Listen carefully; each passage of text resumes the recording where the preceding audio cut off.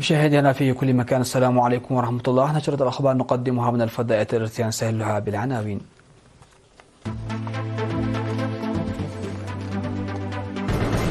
إريتريا تشارك في مؤتمر المحيط الهندي الثامن.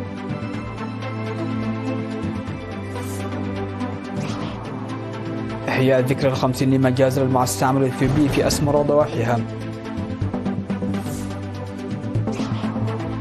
أعضاء السلك الدبلوماسي بإريتريا يزورون معرض الصور لمجزرة عام 1975 بأسمر. حركة M23 تدخل مدينة بوكافا في الكونغو الديمقراطية. بريطانيا تفرض عقوبات ضد مسؤولين الروس بينهم نائب وزير الدفاع.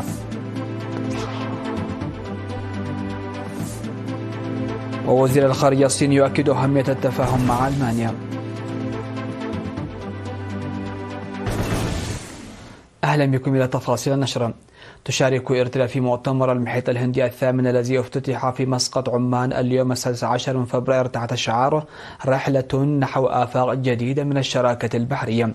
وقدمت لدولة إريتريا دعوة للمشاركة في هذا المؤتمر الثامن الذي ينظم بتعاون الهند وسلطنة عمان، وتتمثل إريتريا بالوفد الذي يترأسه معالي وزير الخارجية السيد عثمان صالح. ويشارك في المؤتمر الذي يستمر اليومين ممثلون لأكثر من 40 دولة ومؤسسة، من بينهم 28 وزير خارجية، بهدف تحقيق التنمية المستدامة من خلال تعزيز الشراكة والتعاون المتبادل بين الدول المتاخمة للمحيط الهندي والشركاء. وأشار الوزير عثمان صالح في كلمته إلى أن المحيط الهندي يلعب دورا مهما في التجارة الدولية والأنشطة الجيوسياسية والاستدامة البيئية نظرا لموقعه الجغرافي، وأن المؤتمر حدث مهم ويأتي في الوقت المناسب. وذكر الوزير عثمان دور إريتريا الهام في تحقيق أهداف المؤتمر نظرا لموقعها الاستراتيجي في المنطقة والوضع الحالي في منطقة المحيط الهادئ والهندي والشرق الأوسط، مؤكدا استعداد إريتريا للتعاون مع الدول الجوار في إفريقيا والخليج العربي لضمان الأمن البحري والنمو الاقتصادي المستدام. وانطلاقا من الوضع في منطقة القرن الإفريقي، دعا أيضا إلى احترام السلامة الإقليمية للدول وتجنب التدخلات، حيث أن أمن واستقرار القرن الإفريقي يرتبط ارتباطا وثيقا بالمحيط الهندي. وحث جميع الدول المعنية على احترام السيادة والسلامة الإقليمية وفقا لميثاق الأمم المتحدة لضمان المنفعة المتبادلة. وفي ختام كلمته أكد أهمية تطوير التفاهم المشترك وإقامة شراكات بحرية قوية لمواجهة التحديات التي تفرضها المتغيرات السياسية الدولية الراهنة. نظم يوم أمس السبت في ساحة الفاتح من سبتمبر برنامج فني بمناسبة الذكرى ال50 للمجازر التي ارتكبتها الأنظمة الاستعمارية الإثيوبية في أسمر وضواحيها. وعكس البرنامج الذي صاحبه مسيرة للطلاب وسيارات الأجرة مجازر وجرائم الأنظمة الإثيوبية عامة ونظام الدرق خاصة عام 1975 في أسمر وضواحيها، وشهادات مجازر وكدبة ودرفة وعد نفاس. وقال السيد أسمر بسقى برهان الذي ألقى كلمة اللجنة المنظمة للبرامج الذي شارك فيه الوزراء وكبار المسؤولين في الحكومة والجبهة والسفراء والدبلوماسيين المعتمدين لدى البلاد وكذلك آلاف المواطنين، قال إن الأنظمة الاستعمارية الإثيوبية نفذت كل الجرائم والمجازر الفظيعة لإركاع الشعب الإريتري للاستعمار ومنع الدعم الشعبي من الثورة الإريترية لمحوها، مشيرا إلى أن إحياء الذكرى هي كي لا تنسى مع الوقت ومعرفة الأجيال الحديثة بها. من جانبه أوضح حاكم الإقليم الأوسط السيد فسحي هيلي أن نظام الدرق الاستعماري أودى بحياة أكثر من 11,000 شخص في المجازر التي ارتكبها في أسمر وضواحيها في 57 قرية، وشكر كافة المساهمين لإنجاح البرنامج. وكان معرض للصور قد نظم مناسبة الذكرى ال50 للمجازر الجماعية المنفذة في أسمر وضواحيها. وفي ذات السياق حضر أعضاء السلك الدبلوماسي في إريتريا معرضا للصور الفوتوغرافية في أسمر بمناسبة الذكرى ال50 للمجزرة التي قام بها نظام الاستعمار الإثيوبي في العاصمة أسمر وضواحيها.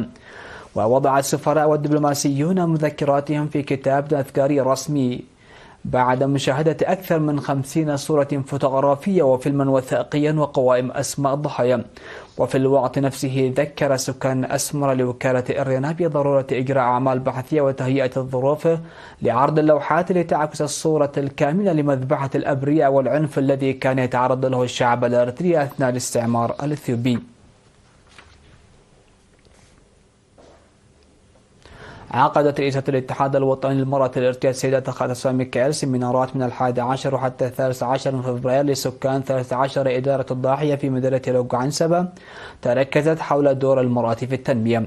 شرحت السيدة تخا في السيمينارات التي شارك فيها أيضا أعداء الفرقة العسكرية 17 دور ومساهمة المرأة قبل وبعد الاستقلال، داعية المرأة ليكون لها الدور الرائد في المرحلة الجديدة عامة وتوجيه وإرشاد المرأة الشابة خاصة.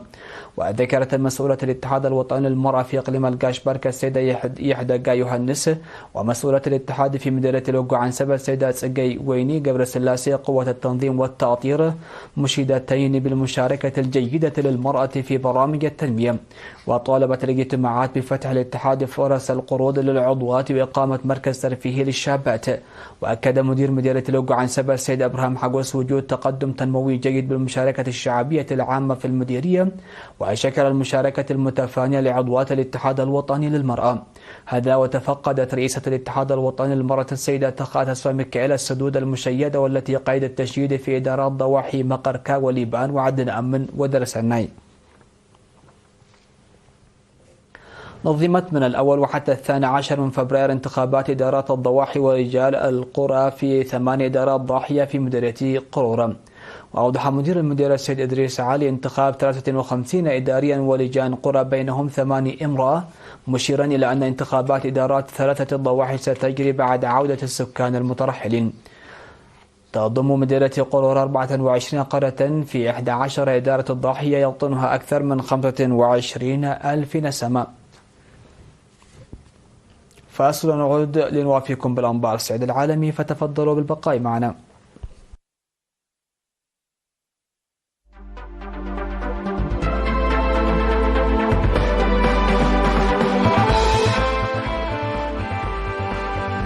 أهلا بكم على الصعيد العالمي. دخلت حركة M23 المتحالفة مع القوات